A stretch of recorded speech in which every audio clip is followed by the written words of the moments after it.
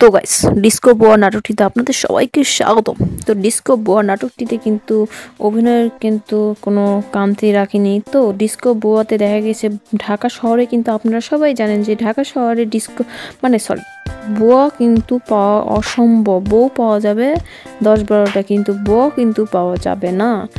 তখন তাদের বাড়িতে বাবা ছেলে কিন্তু বুয়াকে কিন্তু একদম সহ্য না করতে পেরে কিন্তু তাদের বের করে দিয়েছে এবং বলে যে কি এমন কাজ যে বুয়ারা করে যে তার জন্য ওদের রাখতে হবে।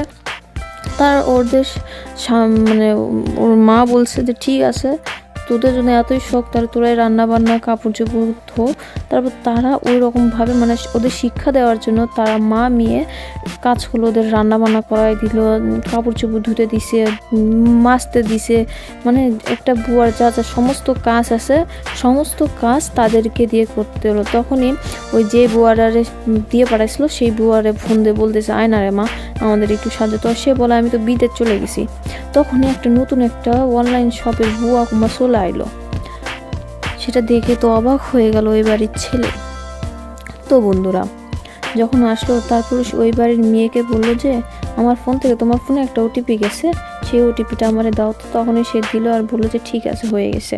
তো বন্ধুরা ডিস্কো বুয়া নাটকটির কিন্তু অভিনয়ে কিন্তু অসাধারণ ছিল এবং আপনাদের কাছে যদি ভালো লেগে থাকে অবশ্যই আমাকে কমেন্ট করে জানাবেন। এবং আমার ভিডিওটিতে যদি আপনারা নতুন হয়ে থাকেন, আমার চ্যানেলটিতে যদি আপনারা নতুন হয়ে থাকেন, অবশ্যই আমার চ্যানেলটি সাবস্ক্রাইব করে পাশে থাকবেন, কেননা আগামী কোনো ভিডিওর আপডেট নিয়ে আমি আসতেছি ধুম ধারাক্কা।